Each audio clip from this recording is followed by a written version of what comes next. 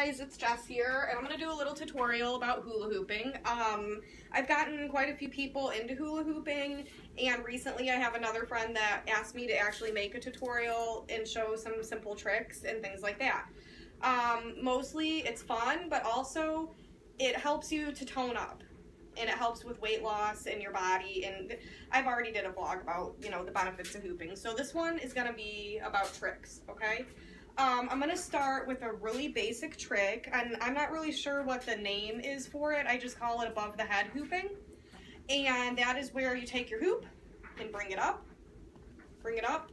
I usually start with my palm facing out, and then you just spin it.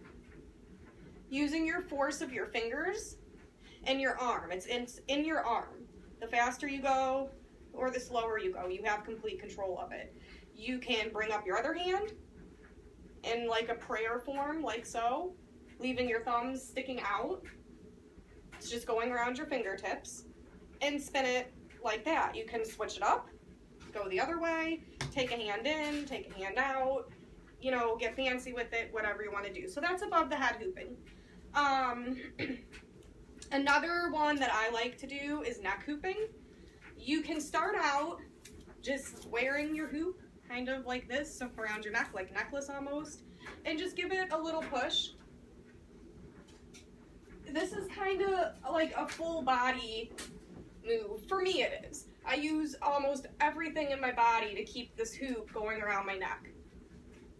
Okay? You can spin with it, and you have to move your head and you have to move your neck a little bit to keep the momentum going. Okay? So that's neck hooping. Another fun trick you can do besides neck hooping and above the head is using above the head hooping to bring it down to your neck, which is one of my favorite things to do. So you'll start out, like I told you before, above the head, spinning on the fingers. Bring your hoop down. Bring it down, bring it down, bring it around your neck, give it a little push, and continue with what, you know, your momentum of moving your body to keep it up. Once you have that down, you can wait to find an opening and put an arm through. Put your other arm through and bring it to your waist. I'm not quite sure what these moves are called, but that's how you do that. Once it's on your waist, you can bring it up, okay? I think that might be called a corkscrew, not sure.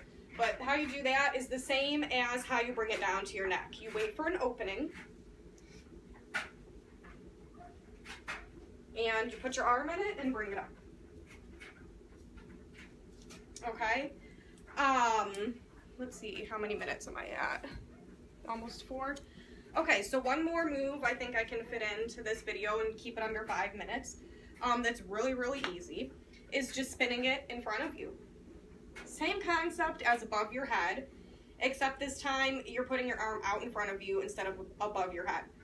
So you can do this either way, switch it up, move it around. Once you can just do it in front of you, you can move it like this. Okay? You can use both hands to do it and move it.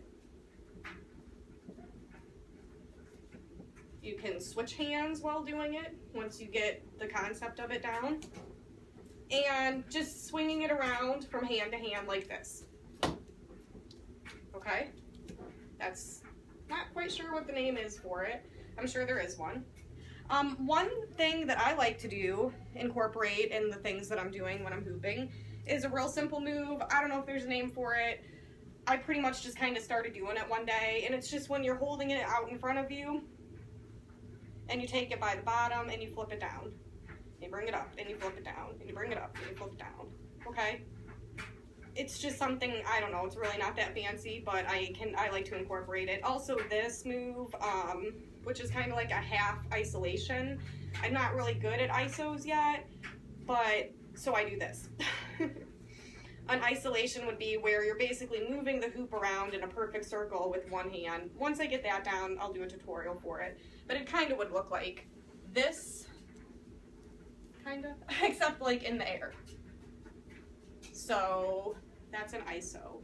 I'm almost at 5 minutes, so I'm gonna have to cut it short. I hope that helps you. If not, don't hesitate to message me or ask me any questions, and I can always make more tutorials about different things. If you see me doing something and you're curious, call me out, ask me what it is, and I'll try to do my best to show you how to do it. So, alright, that's it.